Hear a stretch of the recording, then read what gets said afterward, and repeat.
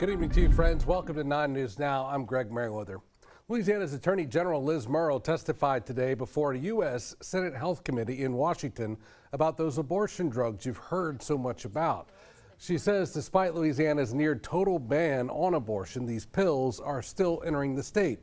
The AG's office just indicted a California doctor, accusing them of sending the pill to a Louisiana woman. A witness, Dr. Nisha Verma, made headlines today. She was called by the Democrats. She says FDA-approved pills are scientifically proven safe and effective.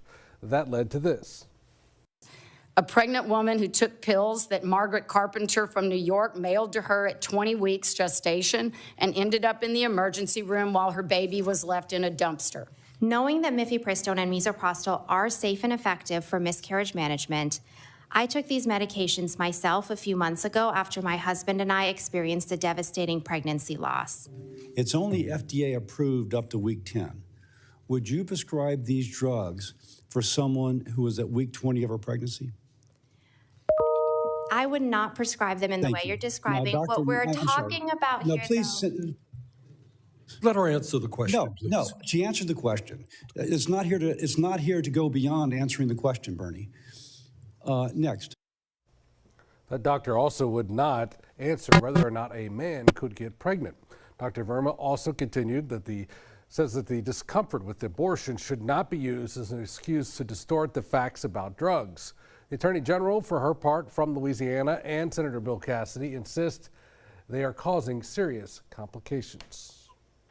Now to a 9 News alert. A man is facing charges after he's accused of setting this house on fire on Government Street. The fire department arrested Charles Reed Jr.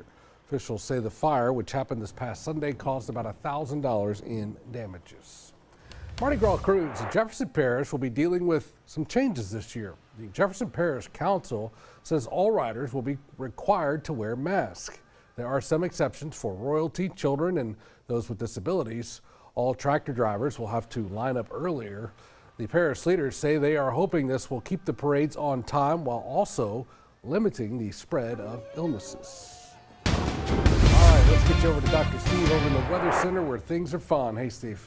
Hey, Greg, actually tracking a few showers moving into the area tonight. Not unexpected. A little bit of a cold front. So you can see a couple of light showers, one near Bakers, Irwinville, down to Gross State. Seeing a few showers showing up. St. Francisville, a little bit of rain in your neighborhood. And then some light showers on the other side of the state line near and east of Macomb as well at this hour. Temperatures not bad. Upper 40s to mid 50s. Baton Rouge 48, Hammond 49, Gonzales right now at 53. So this cold front will continue southward tonight. As it does so, rains will diminish. Skies will clear out overnight. By the time you wake up tomorrow morning, it's going to be colder again, not too much above freezing for many of us. I've got the low in Baton Rouge factor around 34, 35, a little bit above freezing. East and northeast of Baton Rouge could see a brief light freeze. And tomorrow stays chilly, a high of 53, even with plenty of sunshine. Friday morning, near freezing again, but rebounds to 69. Slight chance of showers late Friday and the Saturday, we're back above freezing. But the thing everybody's talking about, what about the potential of some snow? Now, this is from the National Blended Models where you see blue. That's where it says, all right, there's potential of a little bit of snow. And it certainly gets your attention. You see the blue over southeast Louisiana, southwest Mississippi. But I want to point out that's very light amounts in this particular model suite. So we'll keep an eye on trends. Here's going to be the key. Will the moisture and the cold air link up? So on this map, the green is where we have moisture at cloud level, the necessary moisture for precipitation and snow. And the blue is where temperatures are at or below freezing at the surface. So as we head towards midnight Saturday, early Sunday, it's close. The cold air is trying to catch the moisture. The moisture begins exiting to the east as the cold air really starts rolling in. So right now, I'm leaning towards not much here locally, but we'll keep an eye on trends. It wouldn't take too much of a change to at least get a little bit of stuff in here late Saturday, early Sunday. Otherwise, keeping the forecast generally cool. Now notice